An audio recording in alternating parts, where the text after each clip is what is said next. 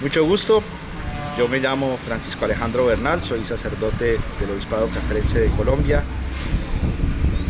Mi nombre scout es Epardo Veloz, fui antiguo dirigente del Grupo 92 Buckingham, empecé desde niño, desde scout, hasta convertirme en rover y luego jefe de mi propio clan.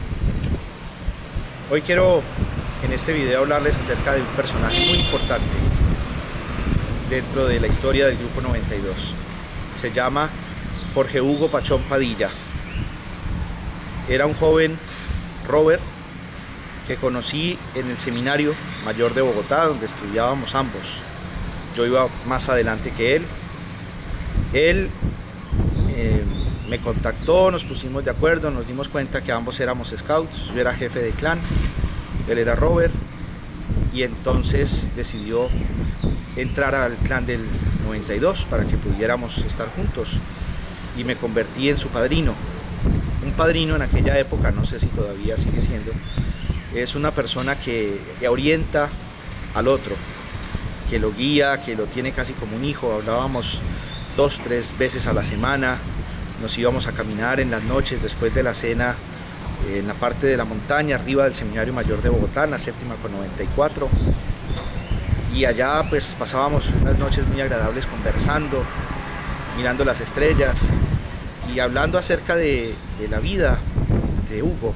Él me contaba muchas cosas personales y mirábamos también sus proyectos, mirábamos sus empresas, íbamos poco a poco llevando el plan de adelanto. Yo le iba enseñando las cosas que tenía que aprender como rover.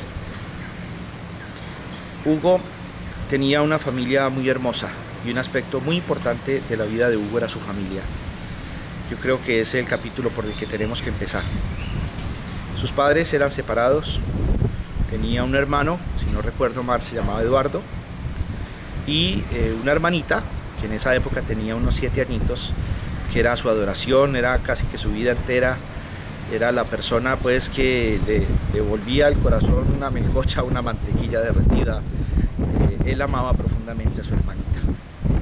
Tal vez de las cosas que más le costaban de la vida del escultismo y del roverismo era que no tenía mucho tiempo para compartir con ella, que los fines de semana muchas veces los dedicaba al grupo, y él le costaba irse de la casa y dejar a su hermanita sola allí. A veces, si no podía venir, era porque no lograba salir de la casa. Su hermanita, con una mirada, una sonrisa, no lo dejaba salir. Alguna vez, para un campamento, Hugo había decidido ir, y la hermanita, para que él no se sintiera solo, le dijo: te voy a regalar estos 2 muñecos para que no vayas a estar solo. Y entonces le regaló a Winnie Pooh y a otro muñeco que no recuerdo qué era. Y Hugo los guardaba, esos muñecos, como una cosa, un tesoro precioso, y para él tenían un significado impresionante. En su horquilla, en la parte donde se bifurca, amarró a Winnie Pooh y al otro oso, que no me acuerdo quién era, al otro muñeco. Y me acuerdo que muchos jefes me dijeron: hágale quitar a ese rover eso, que eso se ve muy infantil. La verdad, tuvieron una respuesta no muy agradable, porque pues es que no lo podíamos quitar. Tenía un sentido enorme en la vida de Hugo esos 2 muñecos que representaban a su hermanita, a su familia. Para él eran muy importantes, y pues todos los del clan sabíamos la historia, la conocíamos, lo respetábamos, y por eso los niños de la manada le tenían un cariño muy especial a Hugo por los 2 muñecos que cargaba en su horqueta. Hugo era un hombre muy especial, un muchacho extraño, diferente a todos los demás, lleno de paradojas, es decir, cosas contradictorias pero ambas válidas. Por ejemplo, era el más obediente y al mismo tiempo el que más protestaba, el más rebelde y el más obediente al mismo tiempo. Era un muchacho flaco, de unas gafas negras muy tradicionales. Casi siempre iba a los campamentos y a las reuniones con una gabardina larga, o si no, un abrigo largo. Era un muchacho moderno y al mismo tiempo muy tradicional. Era el hombre de las paradojas, el muchacho más serio y al mismo tiempo el más alegre. Era muy feliz, pero al mismo tiempo era un hombre muy serio, muy reflexivo. Y era un hombre físicamente muy fuerte a pesar de ser un hombre flaco. Y de eso pues les contaré un poco más adelante. Hugo era un gran líder dentro del clan. Todos lo querían, lo respetaban, lo estimaban muchísimo. Era un muchacho que aprendía muy rápido y que iba tomando unas iniciativas que todo el mundo quería seguir. Hacía unas preguntas muy complicadas y tenía unas reflexiones muy profundas, muy profundas. Este muchacho, precisamente pensando un poco en su familia y en su hermanita y todo lo demás, decidió aplazar o por lo menos no seguir adelante con su formación sacerdotal. Y más bien primero querer ir a rescatar a su familia, sacarla adelante y luego sí pensar tal vez si quería ser sacerdote o casarse o cualquier otra cosa. Así que se retiró del seminario. Pero era un hombre tan activo que estudiaba en 2 universidades al tiempo, en la Nacional y el Rosario, y hacía 2 carreras distintas. Creo que en una era Derecho y la otra creo que era Psicología, me parece. Y además tenía 2 y a veces hasta 3 trabajos al tiempo. Trabajaba de noche, trabajaba de día, estudiaba en estas 2 universidades y el fin de semana se iba a trabajar a Cafam como recreador. Era un hombre incansable. Y fuera de eso tenía tiempo para hacer rover y para estar en el clan. ¿Cómo hacía? No sé, yo creo que él tampoco sabía. Pero lo hacía muy bien todo, iba bien, estaba becado en las universidades, se ganaban de todo, él era un gran estudiante, gran empleado, era un hombre incansable, una persona increíble. En muchos peregrinajes, recuerdo a Hugo, hubo un gran peregrinaje que tal vez marcó la historia del clan en aquella época, que fue un peregrinaje regional. Éramos, no sé, seríamos unos 500 jóvenes tal vez en aquel momento recorriendo las montañas de Cundinamarca, las lagunas de Cundinamarca y montañas. Para ese peregrinaje nos preparamos haciendo 3 peregrinajes. Lo que hacíamos era poner 2 rocas juntas al lado de la laguna del Neusa, del embalse del Neusa, que para nosotros era un sitio muy significativo para el clan. Estuvimos muchísimas veces allá. Cuando queríamos reunirnos, encontrarnos, tener momentos especiales, nos íbamos para allá. Como fuera, llegábamos. Incluso a veces llegábamos tardísimo en la noche y nos íbamos para allá. Pues esta vez decidimos poner las 2 piedras y dijimos, para poder recorrer este recorrido de aquí a allá bastaría un paso. Pero eso es lo que haría la gente normal, cualquier persona. Nosotros somos diferentes y vamos a hacer la cosa diferente. En vez de dar un paso así, le vamos a dar la vuelta a todo este embalse para llegar de esta piedra a esta otra.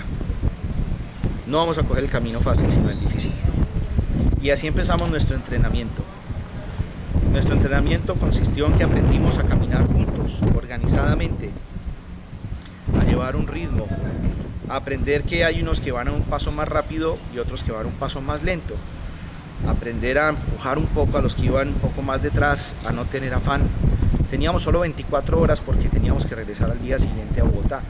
El reto era poder hacer la vuelta solo en 24 horas. Teníamos que volver antes de que el bus nos dejara. Solo había un bus que nos podía devolver. Y entonces tampoco podíamos ir a cualquier paso. Tuvimos momentos difíciles, lugares donde era difícil pasar. Recuerdo que en aquel peregrinaje, Hugo, nos turnábamos siempre el liderato y siempre que le tocaba a Hugo le rendía mucho más al clan. En la noche a veces él se apartaba del grupo cuando teníamos los momentos de descanso y se ponía a hacer unas pequeñas fogatas y quería estar solo en esos momentos y nunca pudimos saber qué era lo que pensaba cuando hacía esas fogatas, en qué era lo que meditaba, pero se le veía siempre muy profundo, muy reflexivo, contemplando el fuego y disfrutando lo que estaba pasando. Él tenía la costumbre de que cuando veía a alguna de las niñas que nos acompañaban en el grupo que estaba cansada, le quitaba el morral y se lo ponía de frente, cargaba el suyo y se ponía el otro al frente y cogía de la mano a la muchacha y le iba arrastrando, le iba empujando. Iba de rastrillo, le llamábamos nosotros, o sea, de último, cargando, empujando, animando a los demás para que no quedara nadie atrás. Bueno, llegó el momento del peregrinaje grande, ya habíamos hecho 3 nosotros. Todos los clanes empezaron como si fuera una carrera a irse para adelante y claro, al poco tiempo los más rezagados iban quedando atrás y los que tenían más fuerza pues seguían adelante y no les importaban sus compañeros. Nuestro clan en cambio se quedó de último y nos fuimos a nuestro paso que ya conocíamos, nuestro ritmo que ya teníamos, y fuimos empezando a recoger rovers que estaban cansados, agotados, que se quedaban en el camino y hacer lo que habíamos aprendido a hacer en el peregrinaje.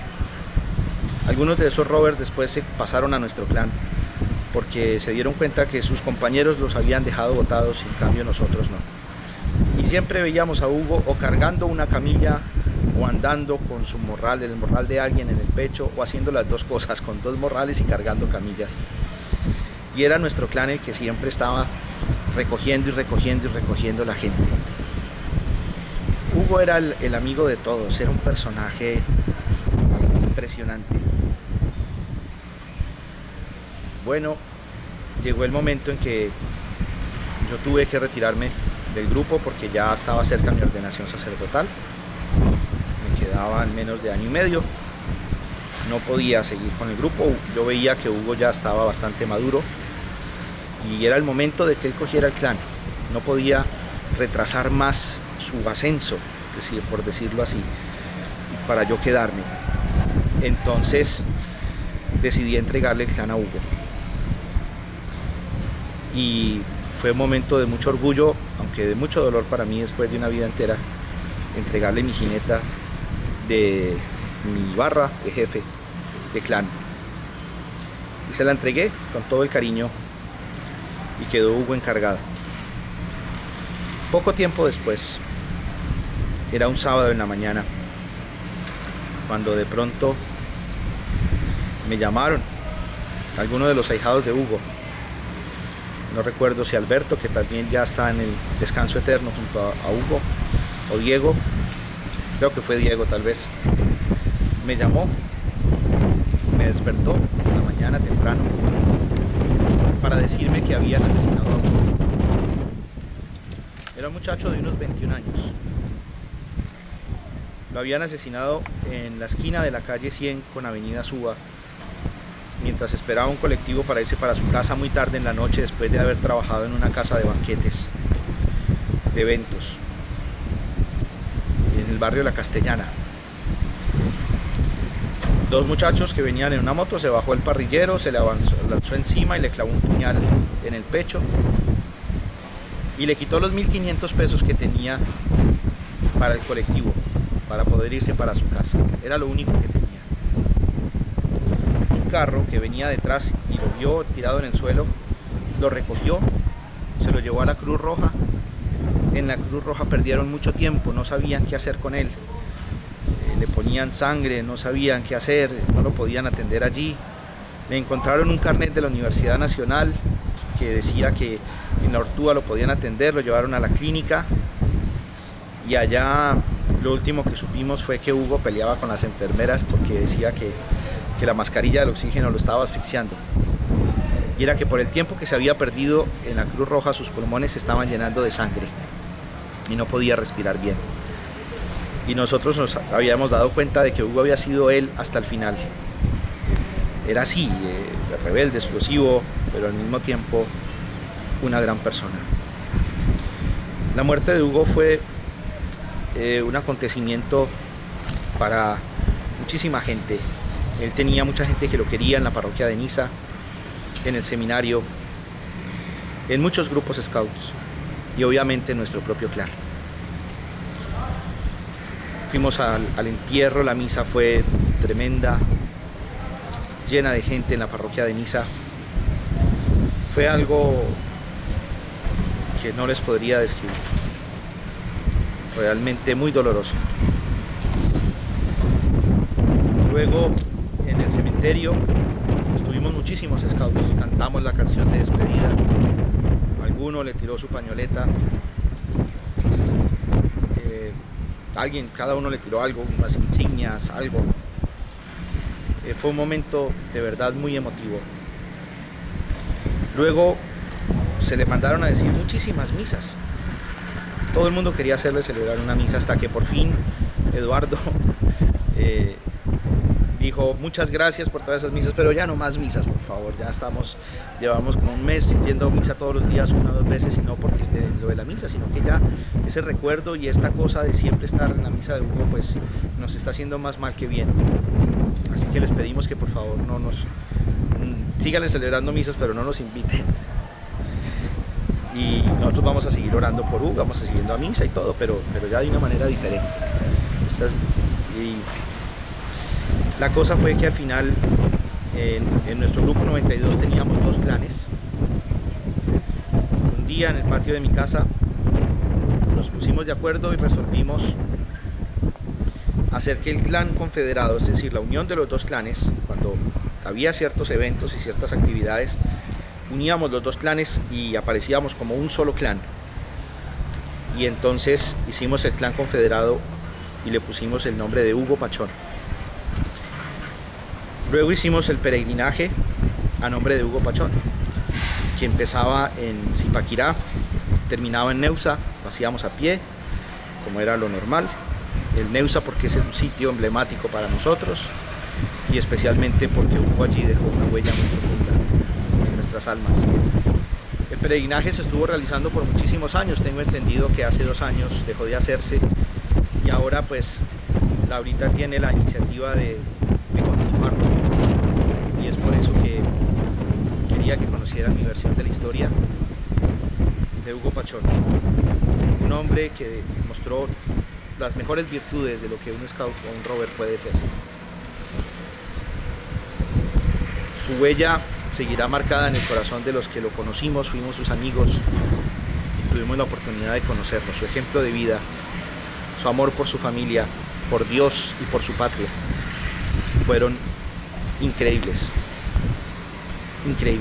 Fue un scout de tiempo completo y realmente vale la pena recordarlo, y sí que se merece cada gota de sudor que ustedes puedan derramar en ese peregrinaje, para que tengan en la memoria un ejemplo de alguien que los puede inspirar para el resto de sus vidas.